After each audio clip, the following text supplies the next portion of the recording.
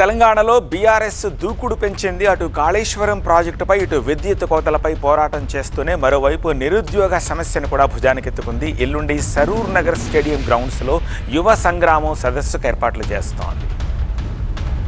నిరుద్యోగులు విద్యార్థుల సమస్యలపై గళమెత్తుతామంటోంది బీఆర్ఎస్. ఇప్పటికే రైతుల సమస్యలపై వరంగల్లో సభ నిర్వహించిన కేటీఆర్ హైదరాబాద్ లో నిరుద్యోగ సమస్యలపై భారీ బహిరంగ సభకు ప్లాన్ చేశారు.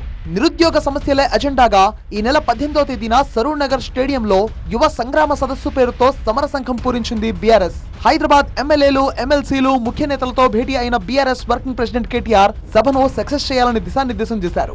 రాహుల్ గాంధీ, రేవంత్ రెడ్డి నిరుద్యోగులకు ఇచ్చిన హామీని నెరవేర్చాలని డిమాండ్ చేస్తున్నారు బీఆర్ఎస్ నేతలు. రానున్న రోజుల్లో రకరకాల డిక్లరేషన్ల విషయం మీద పోరాటం జరుగుతుంది. మొదట తెలంగాణ యువత పక్షంగా తెలంగాణ నిరుద్యోగులు కానివ్వండి, తెలంగాణ యువత కానివ్వండి, ఇవాళ తెలంగాణలో రేవంత్ రెడ్డి గారి ప్రభుత్వం చేసిందేమీ లేదు. అటు ప్రభుత్వ ఉద్యోగాలు కానివ్వండి. నిరుద్యోగ సదస్సుకు సంబంధించిన అధికారిక పోస్టర్ ను విడుదల చేశారు మాజీ మంత్రులు. జాబ్ క్యాలెండర్, డిక్లరేషన్ పేరిట నిరుద్యోగులను ప్రభుత్వం ఘోరంగా మోసం చేసిందన్నారు బీఆర్ఎస్ నేతలు. ఈ అంశాన్ని ప్రజల్లోకి బలంగా తీసుకువెళ్తామంటున్నారు. పోలీస్ శాఖలో 20,000 ఉద్యోగాలు, విద్యాశాఖలో మరో 20,000 ఖాళీలు ఉన్న నోటిఫికేషన్లు ఇవ్వడం లేదన్నారు మాజీ మంత్రులు.